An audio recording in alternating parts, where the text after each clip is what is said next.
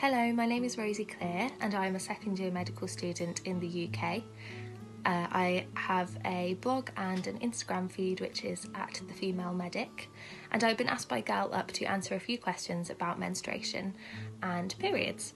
So I am only a medical student, so I will be answering with what I've been taught as well as things from our NHS website and my personal experience.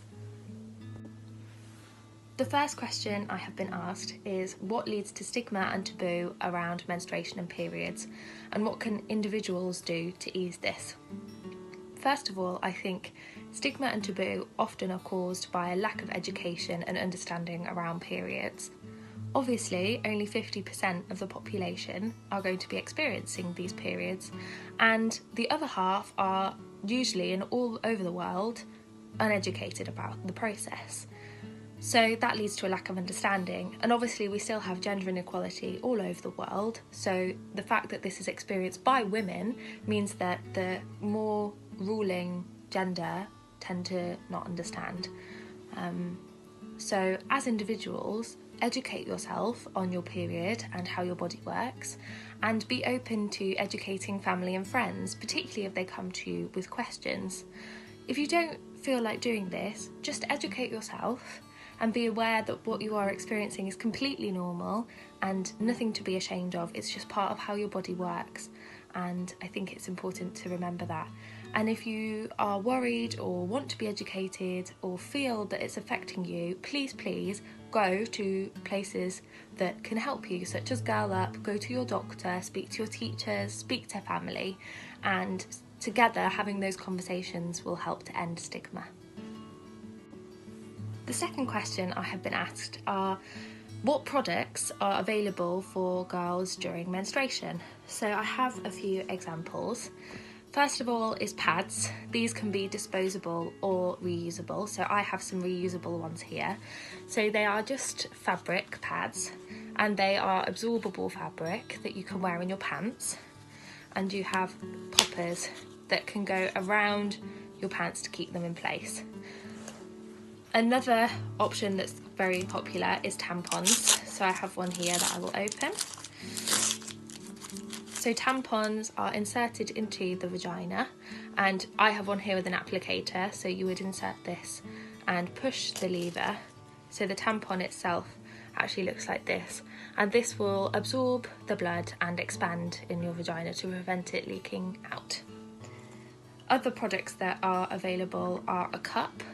So this is inserted into the vagina, and the circle around here is attaching to your cervix via suction, and the little cup will collect your blood. And then you pull on the toggle and you can empty it out, give it a wash and pop it back in.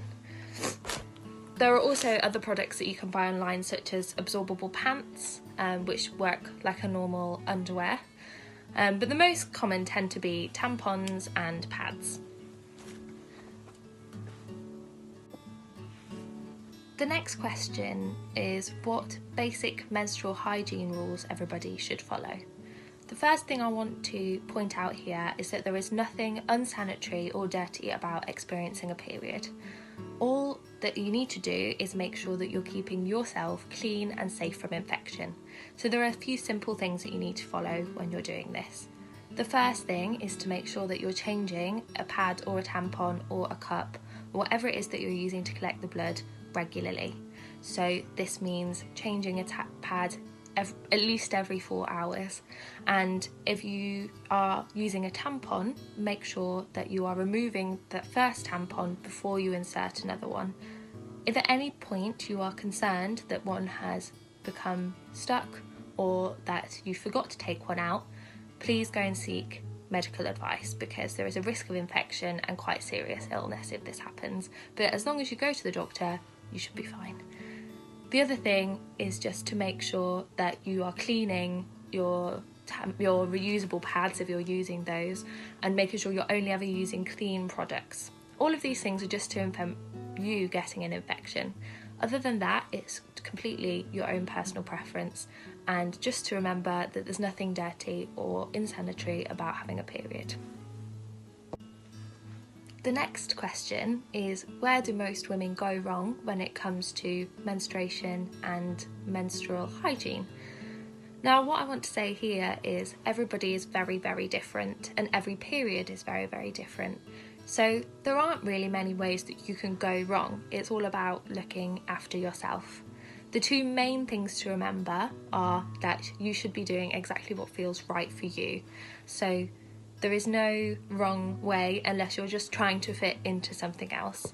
The other key thing is making sure that you go and seek medical advice or local advice if you are concerned, because there are so many different experiences of periods. But if you're getting extreme pain, really heavy bleeding, or changes to your periods, or you're just concerned or unsure about something, please go and seek advice, because I think that's the main place that people go wrong, is not asking questions and talking about it when they're worried.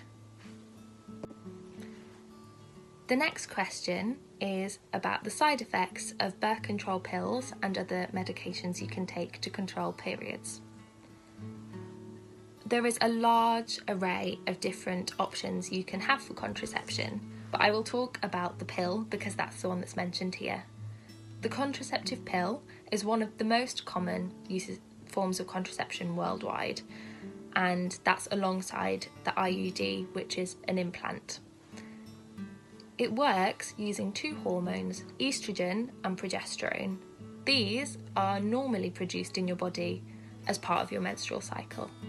But by taking the tablet form, you alter the levels and essentially prevent your body from producing an egg. And this presents fertilisation and therefore a pregnancy. Obviously, as with a lot of medications, there are side effects, and these are completely different for different individuals.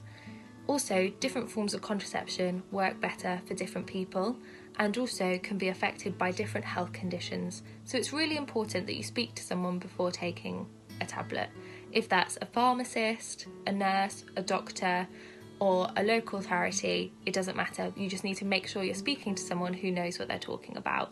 And if something's not working for you or you're unsure about something, go back to see a doctor. The next question is, many girls experience pain during periods for varying reasons, and what do you suggest to make it less painful? First of all, I would say that significant pain or pain that's affecting your daily life and worrying you is not necessarily normal, and you should go and speak to a healthcare professional. Having some menstrual cramps in your lower abdomen or lower tummy is sometimes normal, and some women do experience this. For this, the main thing I personally do is use a hot water bottle. Some people like to use medication that is pain relief, such as paracetamol or ibuprofen. Some people like to use exercise. Some people like to lie down and curl up into a ball. There are lots of different things, and it can be worth asking friends and family what they do and trying different options for yourself. But the main thing is, if you're worried, speak to someone. The final question is about some of the complications, so PMS or premenstrual syndrome and polycystic ovary syndrome, PCOS. So these are two very different things, and I'll start with PMS, so premenstrual syndrome. It's not 100% sure what causes this, but it's thought to be the changes in your hormone levels throughout your menstrual cycle, and it can affect women in very different ways. Some of the symptoms are feeling tired, feeling irritable, getting headaches, and feeling hungry and bloating, and also tender breasts. This is considered to be something that is a normal part of menstruation.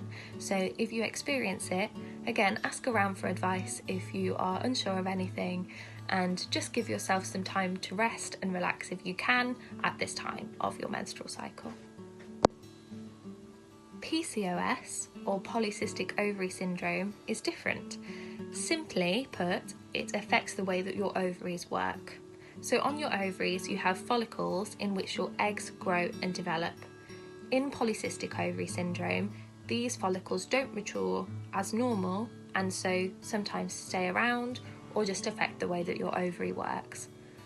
The symptoms for this can be varying, but include having irregular periods or no periods at all, painful periods, heavy periods, and problems getting pregnant.